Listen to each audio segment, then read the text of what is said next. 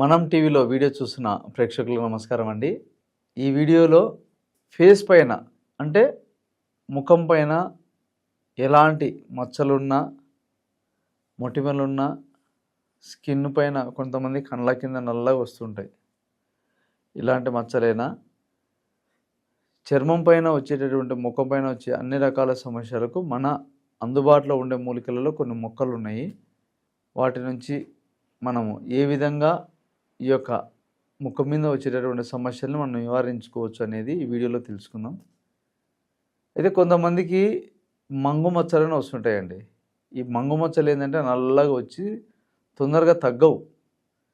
వాళ్ళు ఎన్ని రకాల ఆయింట్మెంట్లు పూస్తుంటారు, ఎంతో ప్రయత్నం చేస్తుంటారు, రకరకాల సబ్బులు క్రీములు పూస్తున్నా తగ్గకుండా చాలా సఫర్ అవుతుంటారు.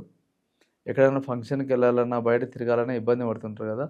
అట్లా మంగు మచ్చలు ఉన్న, మొటిమలైన, స్కిన్ బాగా నీట్గా స్మూత్గా బాగా ఉండాలన్నా, ఈ అన్ని రకాల సమస్యలకు మన ప్రకృతిలో దొరికేటటువంటి మూలికలలో అయినటువంటి కస్తూరి పసుపు.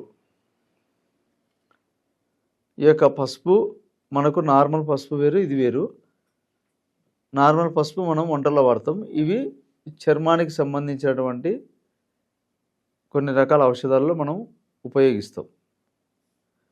ఈ యొక్క పసుపు మనం తెచ్చుకొని చిన్న చిన్న ముక్కలు మనకు ఆయుర్వేదిక్ షాప్లో కూడా దొరుకుతుంది. దీన్ని పొడి చేసుకొని పెట్టుకోవాలి. అదేవిధంగా సోమచెక్క. ఈ సోమచెక్క అనేది మనకు ఆయుర్వేదిక్ షాప్లో కూడా దొరుకుతుంది. కొన్ని చోట్ల మనకు ఎక్కువగా అడవి ప్రాంతాలలో ఉంటాయి సోమ చెట్లు. ఈ సోమ చెట్లు తెచ్చుకొని దీని యొక్క బెరడు తీసి చిన్న చిన్న పీసులు కట్ చేసుకొని నీడలోనే ఆరబెట్టుకోవాలి. దీన్ని మెత్తగా పొడిలాగా మనము మెత్తగా వస్త్రగాళితం చేసుకుంటే ఇంకా బాగుంటుంది. ఎందుకంటే ఫేస్ పైన పూసేది కాబట్టి వస్త్రగాళితం చేసుకోవచ్చు, లేకుంటే మెత్తని జల్లెడపైన జల్లి పట్టుకోవచ్చు. ఇది ఈ విధంగా పొడి తయారు చేసి పెట్టుకోవాలి. మరొకటి ఏమిటంటే తుంగ బొటికలు, తుంగ ముస్తలు అంటారండి.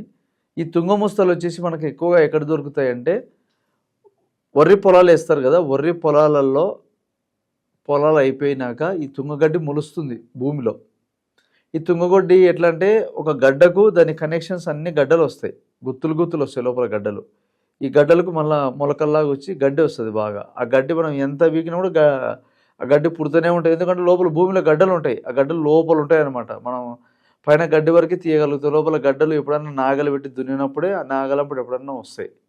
అయినా కూడా దాన్ని అంత ఇంత ఒకటో రెండో ఉన్నప్పుడు మళ్ళీ పుడుతూనే ఉంటాయి అవి. కాబట్టి ఇట్లా తుంగగడ్డలు పొలాల్లో దొరుకుతాయి. వీటిని తెచ్చుకొని పచ్చివి తెచ్చి నీళ్ళలో ఆరబెట్టుకొని పొడి చేసి పెట్టుకోవచ్చు తుంగగడ్డలు.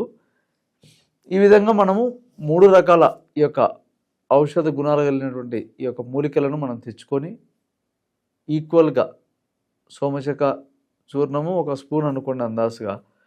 ఈ యొక్క కస్తూరి పసుపు ఏదైతే ఉందో పసుపు మనం 1 స్పూన్ వేసుకోవాలి.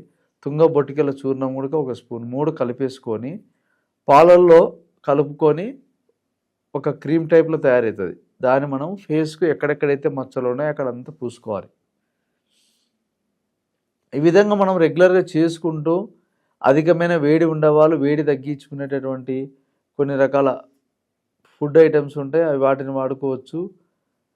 ఇంకోటి ఏమంటే కొంతమంది కళ్ళ కింద నల్లగా వస్తాయి కదా, వాళ్ళకి నిద్ర లేక నలుపు వస్తుంటాయి, వాళ్ళు బాగా నిద్ర పోవాలి, దాంతోపాటు ఈ ఔషధం కూడా వాడుకోవచ్చు.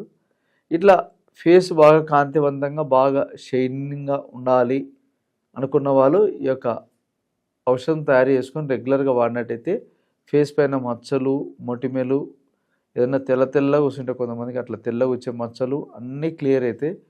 కాబట్టి ఈ యొక్క ఔషధం మీ ప్రాంతంలో మీకు దొరికినట్టయితే ఇవి తెచ్చుకొని నీరు తయారు చేసుకోండి, వాడుకోండి. ఒకవేళ దొరకకపోతే కూడా తయారు చేసి ఇవ్వగలుగుతాను. మనం ఈ ఔషధం రెగ్యులర్గా మనం కంటిన్యూగా చేస్తుంటేనే ఆ మచ్చలు అనేవి తగ్గుతాయి. మంగు మచ్చలు సామాన్యంగా తగ్గేటివి కాదు, అవి చాలా మొండిగా ఉంటాయి. అవి చర్మం లోపల డెవలప్మెంట్ అయి ఉంటాయి కాబట్టి దాన్ని మనము రెగ్యులర్గా పూస్తూ ఉంటే అది ఏమవుతాయి అంటే ఆ చర్మం లోపల నుంచి అది నీట్గా క్లియర్ చేస్తుంది. కాబట్టి ఈ యొక్క పేస్ట్ మీరు తయారు చేసుకుని రెగ్యులర్గా ఫేస్ ప్యాక్ లాగా వేసుకొని చూడండి, మంచి రిజల్ట్ ఉంటుంది. మీకు ఏదైనా అర్థం కాకపోయినా ఔషధం గురించి కావాలన్నా మమ్మల్ని కాంటాక్ట్ అయితే మీకు అందజేస్తాము. ఈ అవకాశం ఇచ్చిన ప్రేక్షకులకు నమస్కారం.